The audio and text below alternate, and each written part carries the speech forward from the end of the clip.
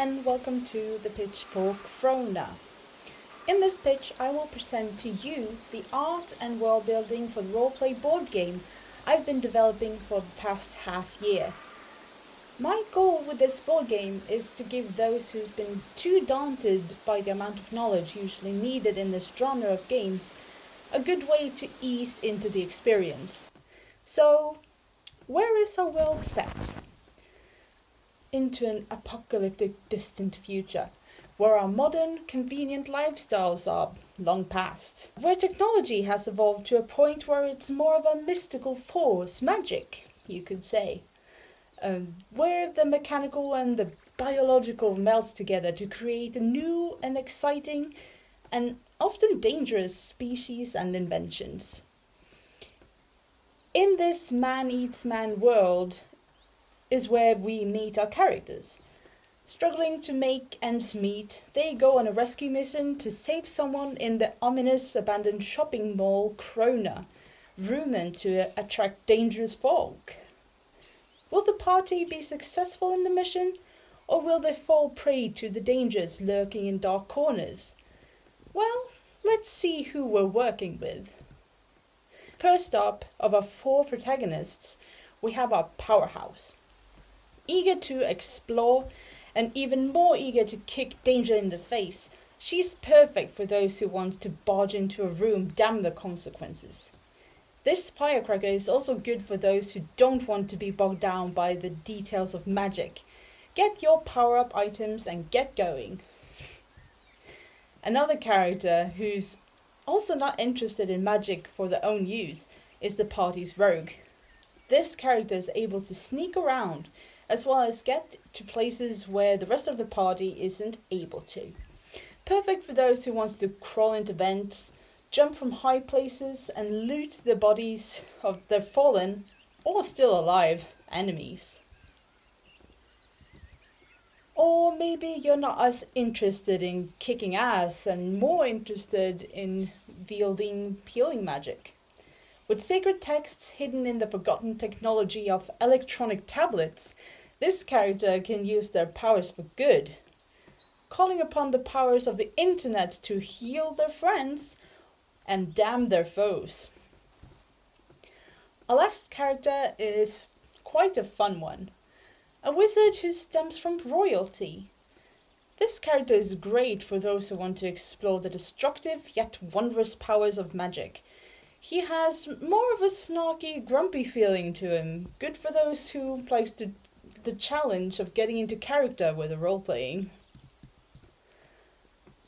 The aesthetic I've worked out for the game has taken a lot of inspiration from Vaporwave, a mix between 80s technology, plants and futuristic neon lights.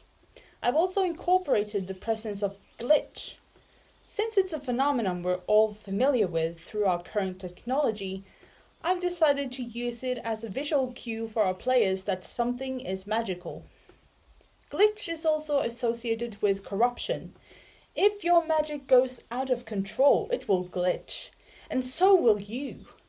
In the same way that a machine can shut down when too much power runs through it, so can a human, and so can any other creature in the game.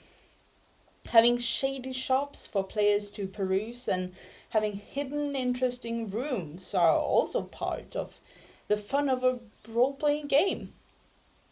So, now you've been introduced to our world and my characters, how exactly will this work as a game? As I've mentioned, there's 4 characters shown are playable characters. The playtime is estimated at about 3 hours. That might sound like a lot, but keep in mind that some role-playing games play in arcs that can last over several months. I've set the age limit at 12 years, simply because there are some violent elements in the gameplay, but it doesn't need to be graphic, and it's very adaptable. The Dungeon Master prepares and referees the game. The Dungeon Master does not role-play one character like the other players. Instead, they facilitate the game by narrating the story and controlling all the monsters and characters that the players interact with. In the box for the board game itself, there should be these essentials: instructions for the players and the dungeon master, a dungeon master screen that separates them from the players, a map of the world and or areas the characters are exploring, dice, playable character pieces, character sheets detailing their inventory, strengths and weaknesses, and a complimentary poster. Even though the art and world building is planned out, there are still things to do before Krona can take off. Setting up the game itself with a focus on gameplay is essential, and so is instructions on how to play it, both for the dungeon master and for the players. We can also expand upon the world I've started. Why only have one plot for our wondrous adventurers? Making cards with additional plot points, or entirely new plots for those engaged in our world, or a set of cards with items that can be found at random throughout the map, the possibilities are endless. There is also still a whole world outside Krona, the shopping mall, for our protagonists to go to. We have animals who have merged with machines, and humans who have done likewise. We have shop owners to shop from, lost souls to talk to, and more than one person to save, for sure. Let's make a world our players will love and cherish. Thank you so much for listening, and if you have any questions, don't hesitate to contact me for more details.